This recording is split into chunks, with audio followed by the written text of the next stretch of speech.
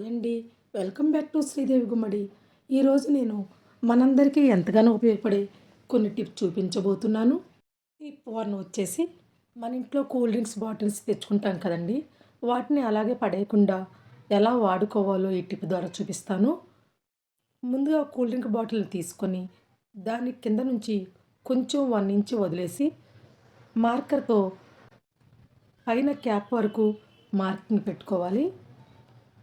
దాని పక్కనే మళ్ళీ కొంచెం గ్యాప్ ఇచ్చి ఇంకో లైన్ గీసుకోవాలండి. తరువాత చాకును కాల్చి క్యాప్ దగ్గర కట్ చేసి మిగతాది కత్తెరతో కట్ చేస్తే మంచిగా కట్ అవుతుందన్నమాట.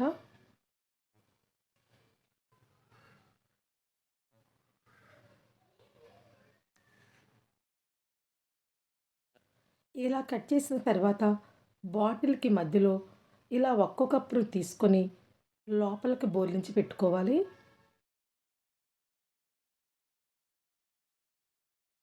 అన్ని కప్పులు పెట్టుకున్న తర్వాత చివర్లో క్యాప్ పెట్టేయండి.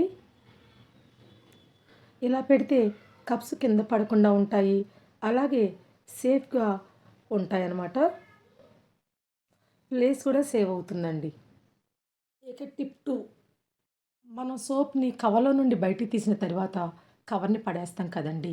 అలా పడేయకుండా లోపల ఉన్నటువంటి వైట్ పేపర్‌ని తీసి ఇలా మడిచి మనం వాడే హ్యాండ్ బ్యాగ్‌లో కానీ, బీరువాలో చీరల మధ్య కానీ పెట్టుకుంటే మంచి స్మెల్ వస్తూ ఉంటుందన్నమాట. మీరు కూడా తప్పకుండా ట్రై చేయండి. టిప్ 3, పెరుగు తొందరగా ఇంకా గట్టిగా తోడుకోవాలంటే ఒక టిప్ చెప్తానండి. పాలు కాగిన తర్వాత ఆరి లైట్‌గా గోరువెచ్చగా ఉన్నప్పుడు స్పూన్‌తో కొంచెం పెరుగు పక్కన ఉన్న నీళ్లు కలిపి తీసుకొని పాలలో వేసుకోవాలి. తరువాత ఏ గిన్నెలో తోడేస్తామో ఆ గిన్నెలోకి 2, 3 సార్లు తిరగ్గొట్టుకోవాలండి. ఇలా చేస్తే 3, 4 గంటల్లోనే పెరుగు చక్కగా తోడుకుని ఇలా గట్టిగా ఉంటుందన్నమాట. టిప్ 4, టమాటాలు ఎక్కువ రోజులు పాడవకుండా నిలవ ఉండాలంటే ఒక చిన్న టిప్ చెప్తానండి. ముందుగా వాటర్‌లో సాల్ట్ వేసి కలిపిన తరువాత టమాటాలను వేసి శుభ్రంగా కడుక్కోవాలి. తర్వాత బాక్స్‌లో అడుగున టిష్యూ పేపర్ వేసి పైన టమాటాలను తుడిచి పెట్టుకోవాలి. తొడిమ ఉన్నవైపు కిందికి వచ్చేట్లు పెట్టుకోవాలండి. పెట్టిన తర్వాత పైన కూడా ఒక టిష్యూ పేపర్ వేసి ఫ్రిడ్జ్‌లో పెడితే కనుక నెల రోజుల వరకు పాడవకుండా నిలవ ఉంటాయండి. ఓకే అండి.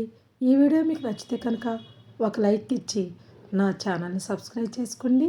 Thanks for watching. Please like, share and subscribe.